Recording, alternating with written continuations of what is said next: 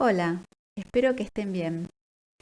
Vamos a ver un resumen de los métodos de conservación de los alimentos. Es lo que les traje hoy. Acá un punteo de lo que vamos a ver en esta clase. Vamos a hablar de cuál es la finalidad de la conservación de los alimentos, algunos factores intrínsecos y extrínsecos de los alimentos, como por ejemplo actividad acuosa, pH, oxidorreducción. Eso nos va a derivar a métodos de conservación de los alimentos y por último les voy a dejar planteado un ejercicio. Primero vamos a ver de qué se trata la conservación de los alimentos, o sea, cuál es la finalidad de la conservación de los alimentos. La idea es tomar acciones para que la vida útil de los alimentos sea más amplia. Entonces, de esta manera puedan tener buena calidad nutricional, higiénica, sensorial y demás para poder consumir. Si pienso en la conservación de los alimentos, es interesante reflexionar sobre el deterioro de los alimentos. En este sentido les traje acá una regla memotécnica que es la palma de la mano, entonces puedo pensar cuáles son los factores que hacen a la vida o a la proliferación de los microorganismos. Los microorganismos necesitan las mismas condiciones que los seres humanos para crecer y para reproducirse. Entonces van a necesitar actividad acuosa, agua, humedad, van a necesitar un tiempo para reproducirse, van a necesitar ciertas condiciones de acidez, ¿sí? Ustedes saben que los seres humanos convivimos en un pH neutro, cierta temperatura ideal para la supervivencia y por último nutrientes, ¿sí? Con eso que nos comemos podemos crecer y desarrollarnos. Bueno, en este sentido, los microorganismos con estas mismas condiciones tienen una mejor vida. Por lo tanto, los alimentos se van a deteriorar más fácilmente con estas condiciones. También vale la pena reflexionar sobre factores intrínsecos e extrínsecos de los propios alimentos, cómo es su estructura, cómo es su oxidorreducción, cuáles son los valores nutricionales que tienen estos alimentos, ¿sí? Y como características extrínsecas podemos mencionar entonces los envases y los métodos de conservación. Dicho todo esto, podemos llegar a la conclusión de que para la vida útil necesitamos lograr un equilibrio entre actividad acuosa de los propios alimentos, la temperatura, el pH, el oxígeno disponible, otros factores que hacen a la estabilidad de los alimentos y sus métodos de conservación, aditivos o envases. Vamos a ver resumidamente qué es lo que busco cuando estoy pensando en conservación. Bueno, intuitivamente a ustedes se les ocurre calentar un alimento y cocinándolo tengo más vida útil, porque lo que hago es reducir los microorganismos. Lo mismo pasa cuando pongo un alimento en la heladera. Bueno, básicamente de eso se trata, o sea, a ver qué métodos me ayudan a reducir el crecimiento de los microorganismos o enlentecer reacciones enzimáticas que se dan dentro del alimento o evitar acciones, por ejemplo, de la luz o del aire. Eso es básicamente lo que busco con la conservación. Esto a veces se da enfriando, calentando, otras veces se da sacando la disponibilidad del agua que hay en el alimento, por ejemplo con métodos de secación, de salazón, y otra vez lo que hago es buscar que el medio no sea agradable para un microorganismo. Este es el caso, por ejemplo, de la acidez. Busco aumentar la acidez en un alimento para reducir la actividad microbiana. Bueno, dicho esto. Bueno, si hablamos de características intrínsecas de los alimentos, empezamos con la actividad acuosa, que es una de las fundamentales. ¿Qué es la actividad acuosa? Es la cantidad de agua disponible en los alimentos que permiten llevar a cabo, no sé, por ejemplo, reacciones químicas, reacciones enzimáticas, permiten el desarrollo microbiológico y también determinan ciertos comportamientos físicos. El agua es un compuesto esencial de muchos alimentos. Por ejemplo, tiene la función de favorecer la dispersión de diferentes medios sea, ser un disolvente de gran variedad de productos químicos. También se entienden algunas propiedades como la congelación o deterioro microbiológico por cantidad de agua, por ejemplo. Es por esto que la eliminación del agua, por ejemplo, métodos de secado o de congelación, es esencial como método de conservación de alimentos. La presencia de agua en algunos alimentos también determina su textura. Por eso es tan importante la medida analítica del agua en los alimentos, porque permite inferir determinados comportamientos en ese alimento. Conocer la actividad acuosa es un indicador de vida útil. En general, a mayor actividad de agua, menor vida útil. Acá les traigo una tabla con ejemplos concretos de actividad acuosa y pueden ver, por ejemplo, que alimentos que tienen elevada actividad de agua, como por ejemplo las frutas frescas o las verduras, tienen mucha menor vida útil que, por ejemplo, azúcares o cereales que son de muy baja actividad acuosa. Acá se puede ver cómo la mayoría de las bacterias necesitan una elevada actividad acuosa para sobrevivir. Es interesante ver que hongos y levaduras tienen requerimientos de actividad acuosa menor para su supervivencia.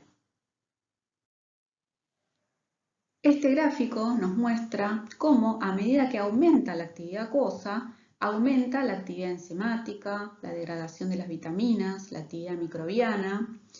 Después podemos ver también cómo la oxidación lipídica o el oscurecimiento o pardeamiento tienen un comportamiento distinto. Otra característica intrínseca de los alimentos es el valor del pH. El pH es la presión de hidrógeno y lo que hace es valorar la concentración de los iones hidrógenos. Va en un valor de 0 a 14. En este gráfico, por ejemplo, podemos ver algunas sustancias que van de pHs ácidos a alcalinos. Podemos mencionar que hay alimentos ácidos como bebidas alcohólicas, salsas, productos lácteos, carnes, pescado, huevos, bebidas gaseosas y alimentos alcalinos como verduras, legumbres, sal, especias. El gráfico nos muestra más en detalle el pH de algunos alimentos. Un pH ácido es un medio digenésico para los microorganismos, o sea que no permite su crecimiento. Acá les comparto una tabla que muestra el pH mínimo, pH óptimo y pH máximo para crecimiento de algunos microorganismos. Otra característica intrínseca de los alimentos es su potencial de oxidorreducción. Esta es una medida de la actividad de sus electrones. La oxidación es la pérdida de electrones y la reducción es la ganancia de electrones. Los procesos de oxidación y de reducción se definen en términos de migraciones electrónicas entre compuestos químicos. Los alimentos modifican sus propiedades debido a la captación o liberación de radicales libres con el aire. Por eso son tan importantes los antioxidantes, porque la oxidación es un proceso químico que en la mayoría de los casos deteriora los alimentos. Entonces los antioxidantes desempeñan un papel fundamental para garantizar que los alimentos mantengan su sabor, color y puedan consumirse durante más tiempo. Su uso resulta especialmente útil, por ejemplo, para evitar la oxidación de grasas, ciertas vitaminas en frutas y verduras. En el caso de la manzana, la oxidación es llevada a cabo por el oxígeno del aire que ejerce acción sobre los fenoles. En esta reacción interviene como catalizador la enzima polifenol oxidasa y el resultado de esta combinación es la transformación de los fenoles en quinonas. En este caso, además de la temperatura, la concentración de oxígeno y la disponibilidad de radicales libres, también es importante la superficie de contacto. El enranciamiento oxidativo se debe a la oxidación de los dobles enlaces de los ácidos grasos insaturados con formación de peróxidos o hidroperóxidos. Estos se polimerizan y descomponen, dando origen a la formación de aldehídos, cetonas y ácidos de menor peso molecular. Este proceso es acelerado en presencia de luz, calor o humedad, otros ácidos grasos libres, ciertos catalizadores como el hierro y el cobre. La grasa que ha experimentado oxidación es de sabor y olor desagradable y en algunos casos puede ser ligeramente tóxica para algunas personas. El enranciamiento oxidativo además destruye las vitaminas liposolubles, particularmente las vitaminas A y E. Otra característica intrínseca de los alimentos que podemos mencionar es la disponibilidad de nutrientes. Según la FDA, tomo esta definición porque no está dentro del código alimentario, la biodisponibilidad de nutrientes representa la velocidad y cantidad con la que dicho nutriente o parte de este es absorbido y se hace disponible en su lugar de acción. Por lo tanto, mayor biodisponibilidad, mayor velocidad de deterioro. Esto lo podemos graficar, por ejemplo, si pensamos en el ejemplo de la vida útil de distintas carnes. Si comparamos la vida útil de una carne roja, carne de pollo y pescado, el pescado va a tener menor vida útil. Bueno, esto es porque es un alimento con mayor biodisponibilidad. Teniendo en cuenta los factores intrínsecos de los alimentos y otros extrínsecos como operaciones en la elaboración, el envasado, temperatura, almacenamiento, humedad, uso de aditivos y conservantes, podemos clasificar los alimentos en alimentos de bajo riesgo y alimentos de alto riesgo. Los de alto riesgo son las carnes, verduras, lácteos, huevos, conservas o alimentos rellenos, por ejemplo las pastas frescas. Y de bajo riesgo podemos mencionar pan, harinas, alimentos deshidratados, frutos secos, dulces, mermeladas y conservas industriales. Veremos ahora algunos métodos de conservación de los alimentos. La conservación de los alimentos es un conjunto de procedimientos o tratamientos que permiten conservar las propiedades de sabor, nutritivas y las características de textura y de color de los alimentos, también su comestibilidad. En general, reduce microorganismos, modifica la estructura, optimiza características organolépticas y mejora su digestibilidad. Alimentos a lo largo de un tiempo prudencial. Esto lo que hace es poder comercializar los alimentos, que puedan ser transportados y que puedan llegar a lugares lejanos donde no hay producción o esta. El Código Alimentario Argentino, en el capítulo 3, menciona cuáles son los procedimientos de conservación autorizados. La conservación por frío, conservación por calor, desecación, deshidratación y liofilización, salazón, ahumado, encurtido, escabechado, radiaciones ionizantes, elaboración de productos de humedad intermedia y otros procedimientos. Aquí les comparto un cuadro que menciona algunas temperaturas utilizadas en operaciones en la elaboración de alimentos. Aquí vemos un punteo de la relación de las diferentes temperaturas con los nutrientes. Por ejemplo, en el caso de los lípidos se comienza a destruir aproximadamente a partir de los 130 grados centígrados en lo que son grasas animales y los 260 grados centígrados lo que son aceites refinados. En el caso de las proteínas, se desnaturalizan entre los 60 y los 90 grados centígrados y no pierden su valor biológico. Y para el caso de los hidratos de carbono, la maltosa funde a 102 grados centígrados, la sacarosa a 160, la fructosa a 105 y los polisacáridos se dextrinizan a 178 grados centígrados. Las vitaminas se comportan según su naturaleza, son más o menos estables al calor y a la presencia de oxígeno y luz. Aquí les agrego un cuadro del comportamiento de algunas vitaminas.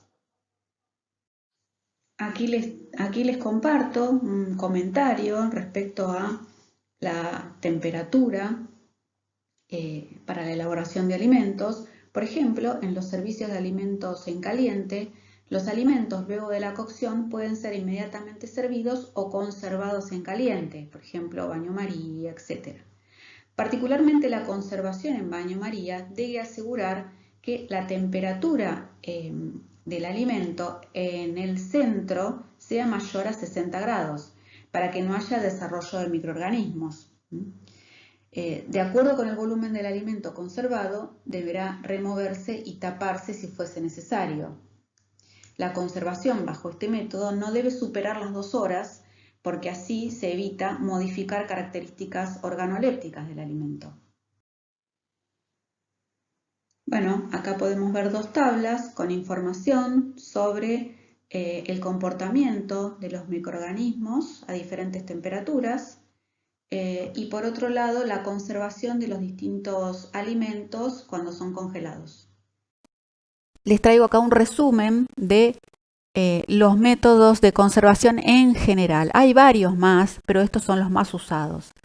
Entonces decíamos, bueno, refrigeración es descender la temperatura para reducir la velocidad de actividad microbiana. Este es el más usado, ampliamente usado.